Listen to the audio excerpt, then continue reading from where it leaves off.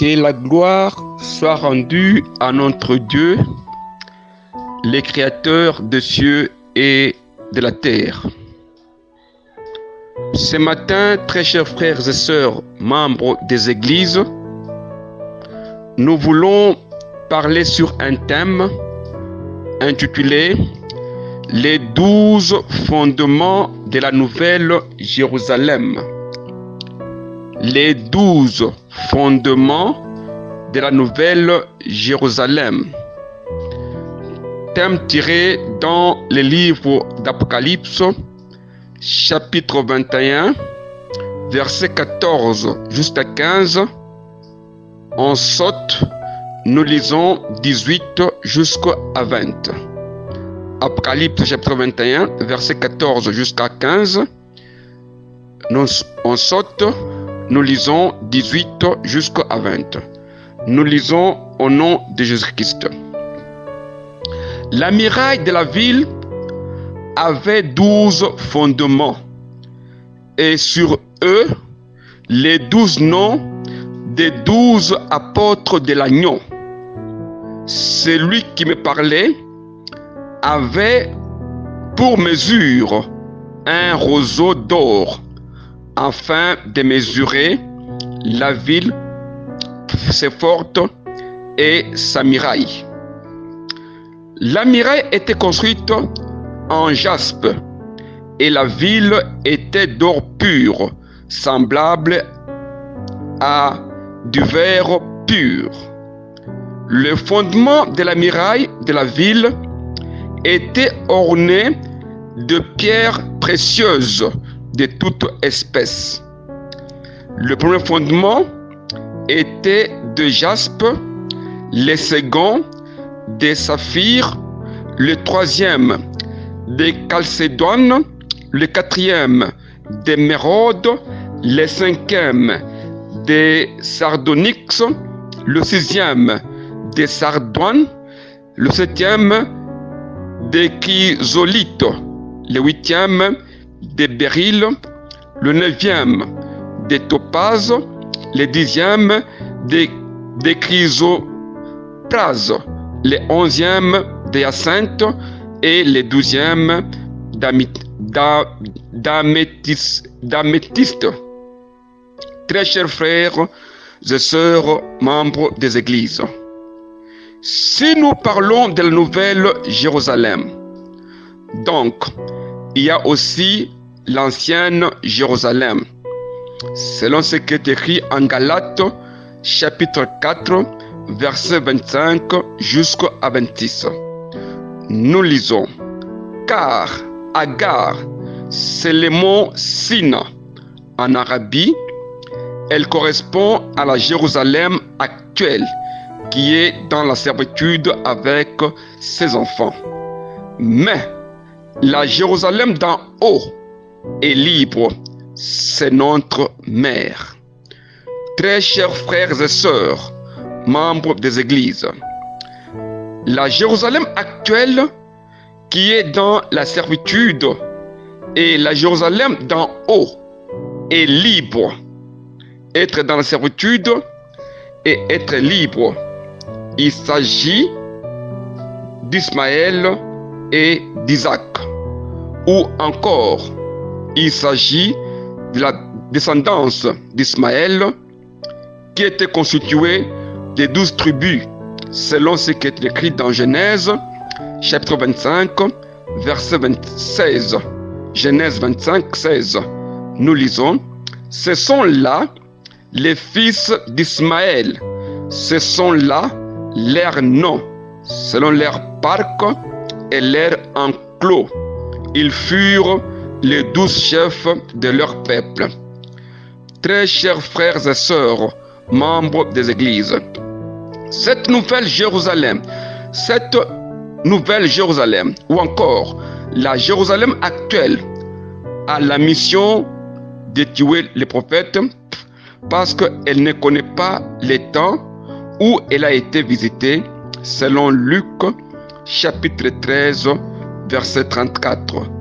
Nous lisons, Jérusalem, Jérusalem, qui tue les prophètes et qui lapident ceux qui te sont envoyés.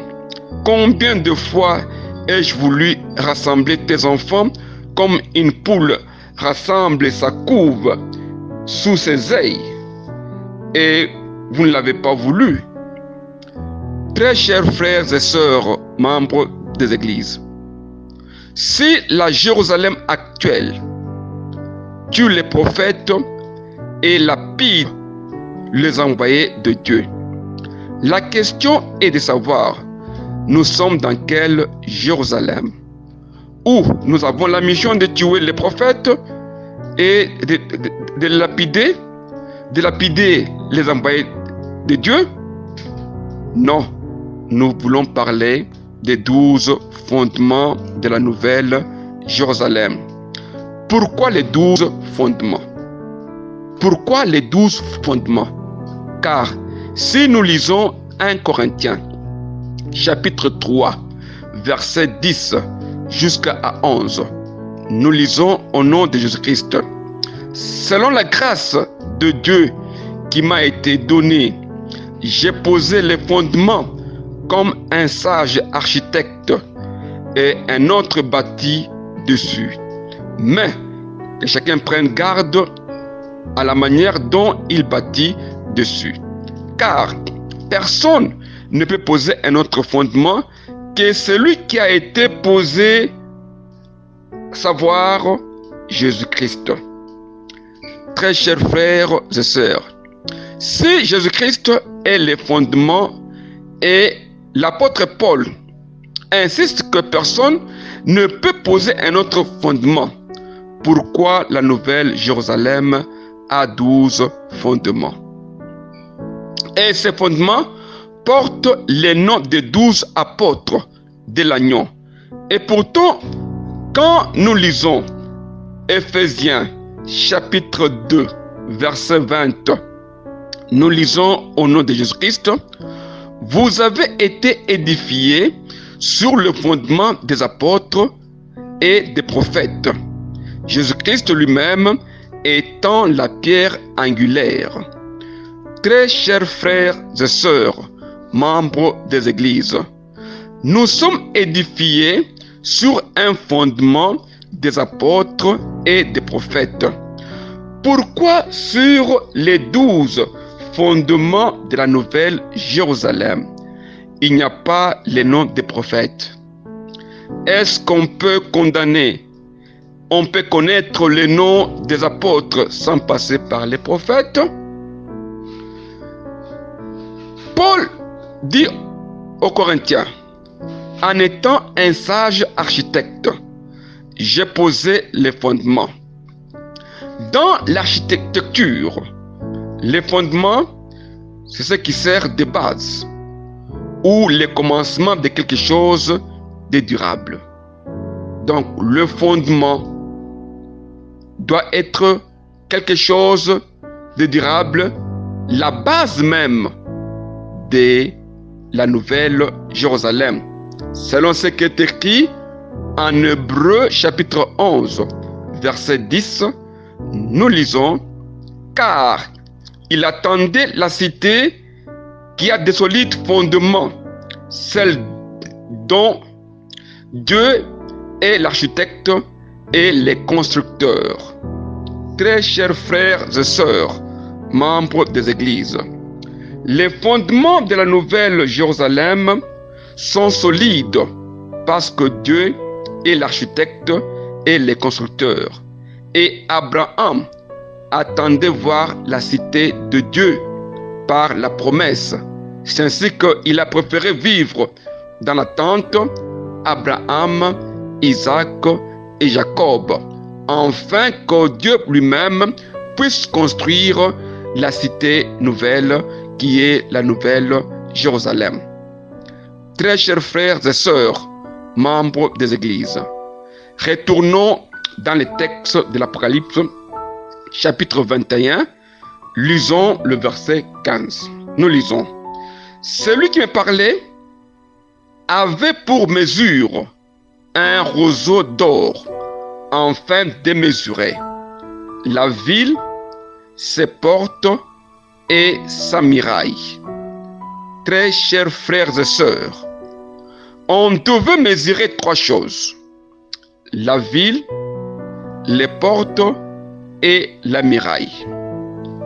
On nous a donné la mesure de la ville, qui est de 12 000 stades, la longueur et la largeur. La mesure des murailles, qui est de 144 coudées. Pourquoi on n'a pas donné la mesure des portes?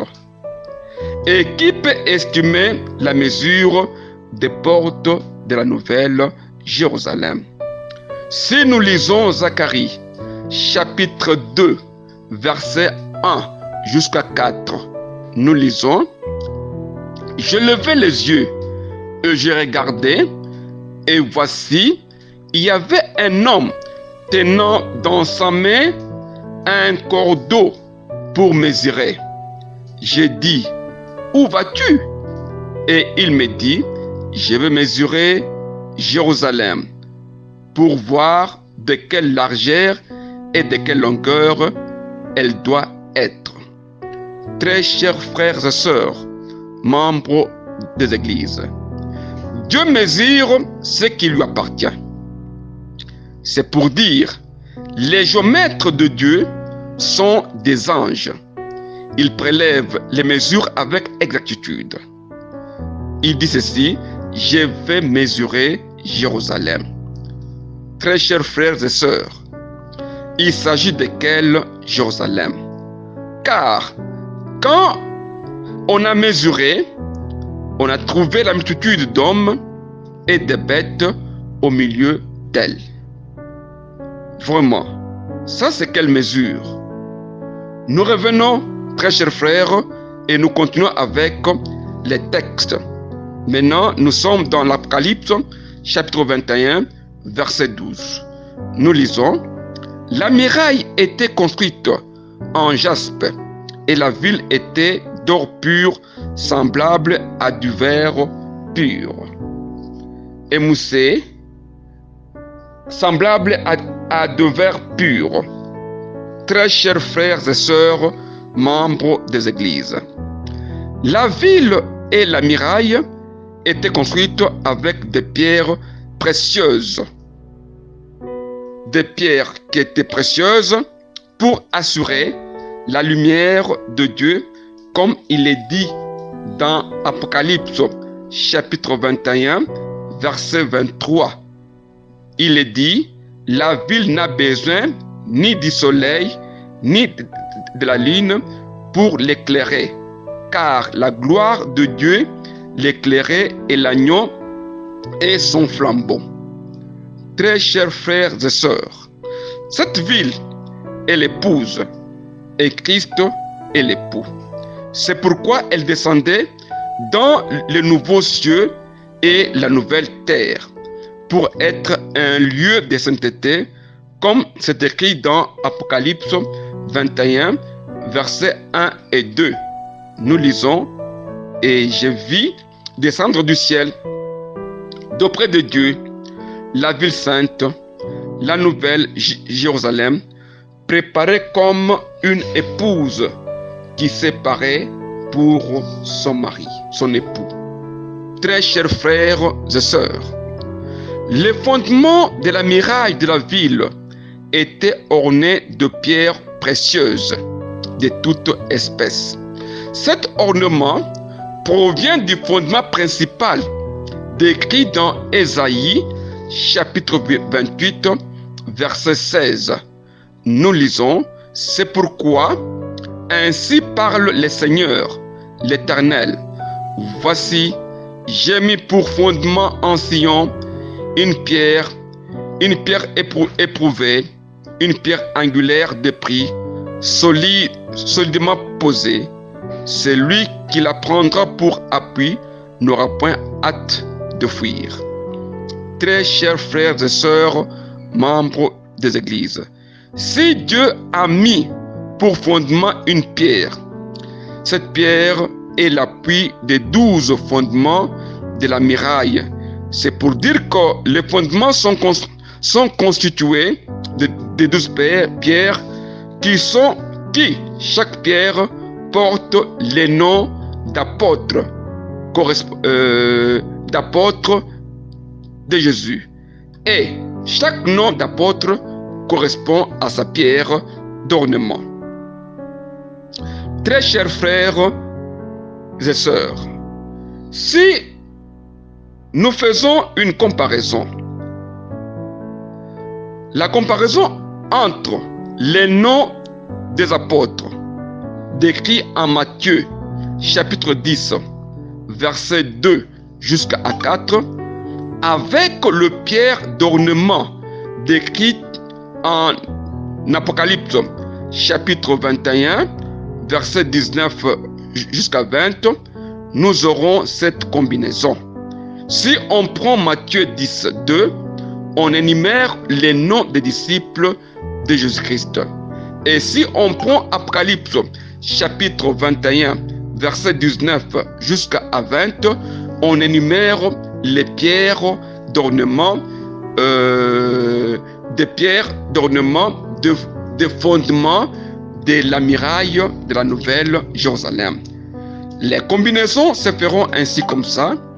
Pierre est orné avec jaspe, André avec saphir, Jacques avec chalcédoine, Jean avec émeraude, Philippe avec sardonyx, Barthélemy avec sardoine, Thomas avec chrysolite, Matthieu avec béryl, Jacques avec topaze, Thaddée avec chrysoprase, Siméon avec hyacinthe et Judas Iscariote avec améthyste. Très chers frères et sœurs, chaque nom d'apôtre correspond à sa pierre d'ornement. Or, 8 de ces pierres se retrouvent dans les pectorales du jugement de Moïse et 6 autres dans l'ornement de Lucifer dans l'Éden. Si nous lisons Exode chapitre 28 verset 16 jusqu'à 21, nous lisons au nom de Jésus-Christ: il sera carré et double, sa longueur sera d'un empan et sa largeur d'un empan. Tu y enchâsseras une garniture de pierre, 4 rangées de pierre. Première rangée, sardoine, topaze et une émeraude. Deuxième rangée, escarbote, saphir et un diamant. Troisième rangée, opale, agate et arnathiste. Et quatrième rangée, chrysolite, onyx et jaspe. Très chers frères et sœurs, membres des églises, les pectorales de jugement avaient la forme d'un carré garni avec 12 pierres qui portaient les noms des 12 fils d'Israël. Parmi ces pierres pectorales, il y a 8 qui sont retenues dans le fondement de la muraille et le même pierre se retrouve encore dans l'ornement de Lucifer, comme c'est écrit dans Ézéchiel chapitre 28 verset 13. Nous lisons: tu étais en Éden, le jardin de Dieu. Tu étais couvert de toute espèce de pierres précieuses, des sardoines, des topazes, de diamants, de chrysolites, d'onyx, de jaspe, de saphir, d'escarboucle, d'émeraude et d'or.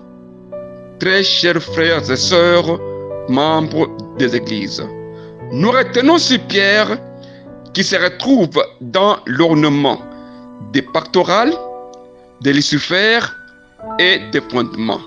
Ces pierres-là sont jaspe, saphir, émeraude, sardoine, topaze et chrysolite. Maintenant, nous pouvons nous demander, très chers frères et sœurs, si Lucifer est tombé avec les pierres et les pectorales de jugement et dans l'Ancien Testament. Pourquoi est-ce que nous trouvons dans la Nouvelle Jérusalem les mêmes pierres qui étaient sur les pectorales, qui étaient dans l'ornement de Lucifer? C'est à ce niveau que nous cherchons à débattre et trouver la vérité sur les fondements de la muraille de la Nouvelle Jérusalem. Nous retrouvons sur Pierre qui était dans les pectorales de jugement de Moïse et sur Pierre qui était dans l'ornement de Lucifer. C'est même la pierre-là. Pourquoi est-ce qu'on les retrouve encore dans la Nouvelle Jérusalem? Pourtant, cette Nouvelle Jérusalem descendait dans les nouveaux cieux et la nouvelle terre. Comment est-ce que ces pierres se sont-elles retrouvées là-bas?